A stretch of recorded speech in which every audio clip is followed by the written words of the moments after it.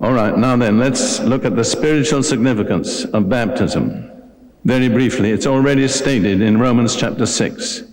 We'll just turn back there for a moment. Romans 6, beginning at verse 3.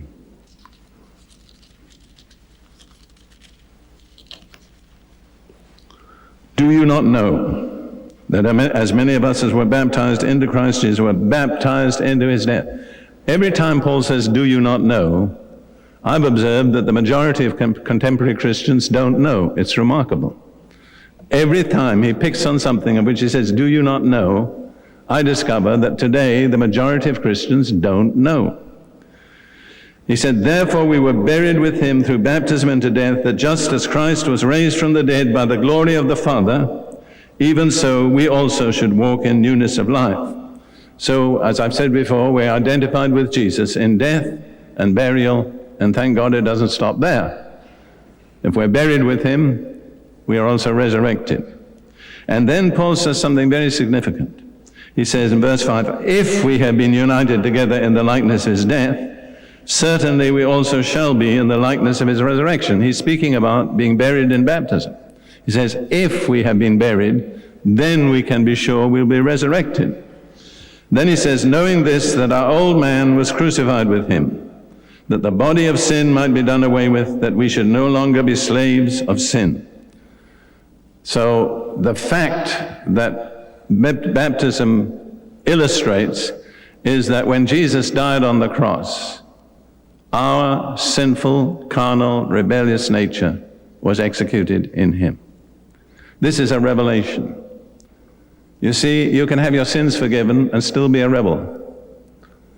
That's what a lot of people do. They go to church, they confess their sins, they get forgiven, and they walk out, start sinning all over again. That's not God's purpose. But the one reason why is they don't know the historical fact that when Jesus died on the cross, our old man, that rebel in every one of us, was executed. That's the only way out. There is no other solution to the rebel. The only solution is execution. But the good news is the execution took place more than 19 centuries ago when Jesus died on the cross.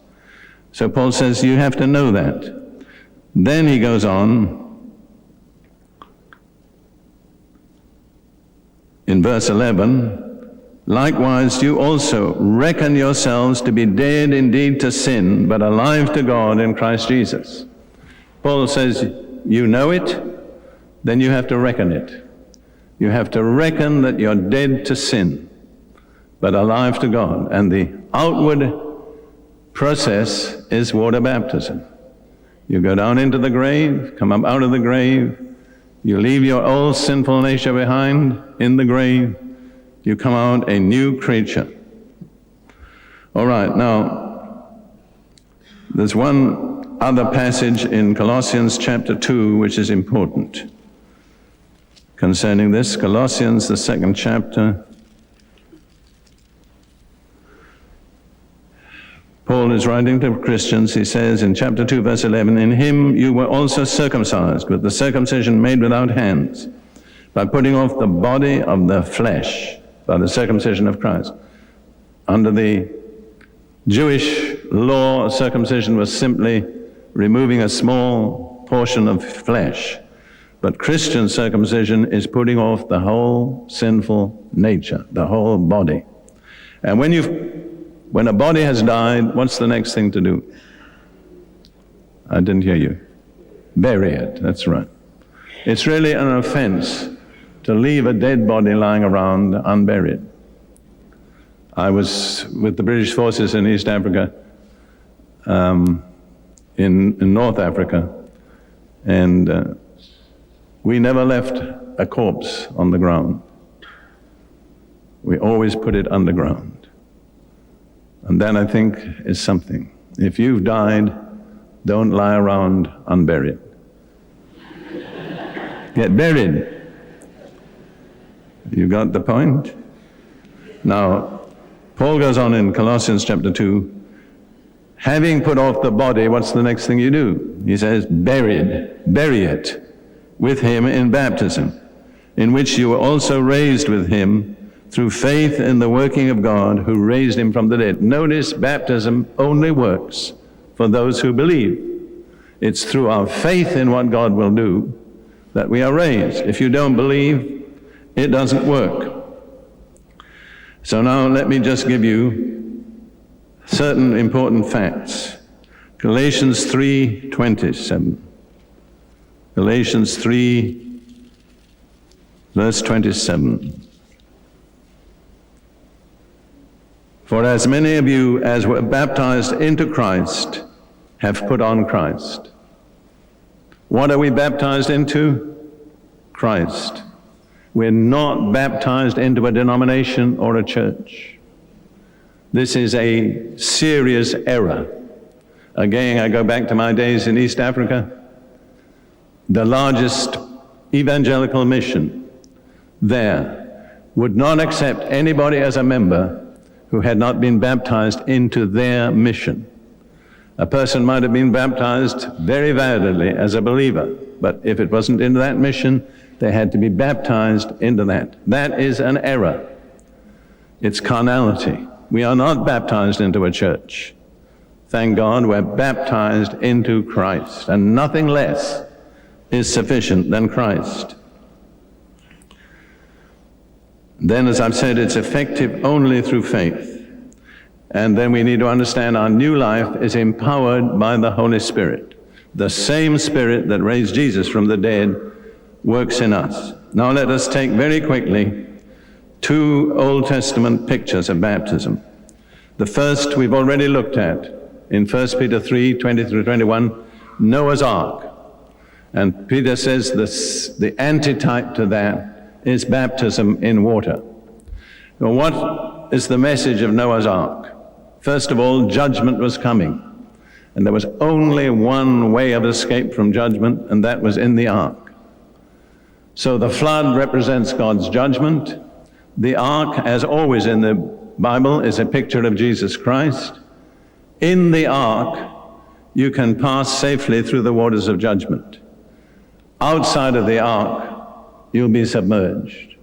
There is no other way of escape but to be in the ark, Jesus Christ. And in the ark, you pass through the water in safety, and you come out into a new life, a totally different life.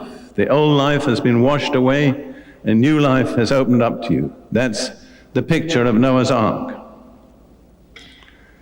And then there's another picture too, which we'll just look at briefly, in 1 Corinthians chapter 10. 1 Corinthians chapter 10,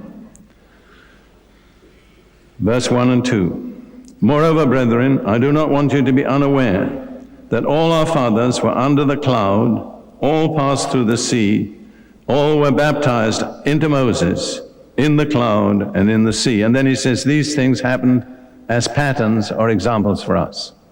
So Paul is saying every Israelite in the Exodus, the deliverance from Egypt, passed through two experiences. The cloud came down over them from above, and Paul says they were baptized in the cloud.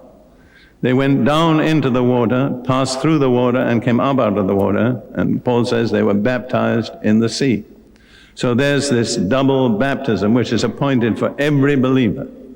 The cloud comes down on you from above, you're immersed in the cloud, you go down into the water, pass through the water, come up out of the water.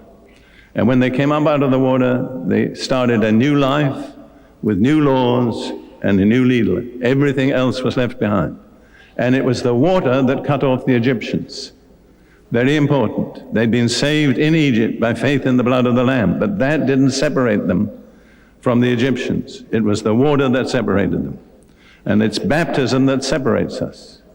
We can believe in the blood of Jesus and be saved, but we're not separated till we're baptized. I've dealt with literally thousands of people who've been delivered from evil spirits. And wherever possible, I always tell them, if you want to keep your deliverance, you be baptized in water. Because that's the cutoff. It's not the blood. The blood saves you in Egypt. The water separates you from Egypt. Separated by the water, and by the cloud. And it says they were baptized into Moses. In other words, this brought them under the leadership of Moses. Well, we are not baptized into Moses, we're baptized into Christ. Christ becomes our leader. But in order to enter into him in the scriptural way, we have to pass under the cloud, we have to pass through the water. It's so vivid, so clear. And then it says in Hebrews 11, verse 29, well, we might read it. We just got time, I think. Hebrews 11, 29. Because it emphasizes it's only by faith. If you're an unbeliever, you go down into the water, a dry sinner, and you come up out of the water, a wet sinner. That's the only change that takes place. I heard a man testify that once. Later on, he really got saved. But he was a soloist. He sang in a church, and in order to sing in the church, they said, we require our singers to be baptized. They said, okay. So there he was, a dry sinner, went down into the water and came up a wet sinner. That's all that happened, because there was no faith. And here it says of the Israelites, in Hebrews 11, verse 29, by faith they passed through the Red Sea as by dry land. How did they do it? By faith, that's right. Which the Egyptians attempting to do were drowned. Why? Because they didn't have faith. So if you get baptized in water but you're not a believer, all that happens is you get drowned. You can only pass through to the newness of life by faith in Jesus. Well, this is a very serious subject, much more serious than most denominations and churches recognize today. I've dealt many times with people who became convicted. They said, what do we do next? I said, be baptized. When? As soon as possible. Now. I've taken down people to the seafront in Florida. I said, they had to drive to Miami, which is 20 miles. I said, I'm going to baptize you, but I got no other clothes. They said, that's all right, we'll go home wet. But they had seen the importance of baptism, the urgency of baptism. I want to suggest to you we need to have a reorientation in the church about our thinking about baptism, because it's part of salvation. I am not telling you that if you're not baptized but you're a believer, you will not be saved. That's between you and the Lord. But I have no authority to tell you that you will be saved, because it says, he who believes and is baptized will be saved. Shall we pray for a moment? Lord Jesus Christ, you are the head over all things to the church, which is your body. And we bring to you this company of people now. And only you know the hearts of each and every one. Only you know exactly in what relationship they are to you. But Lord, I pray earnestly, if there are those here who really want to be saved and become disciples, but have not yet been baptized in water, that you will put an urgency in their hearts by the Holy Spirit to take that necessary step of obedience. Lord Jesus, may this be for your glory and for the building up of your body. In your name we pray. Amen.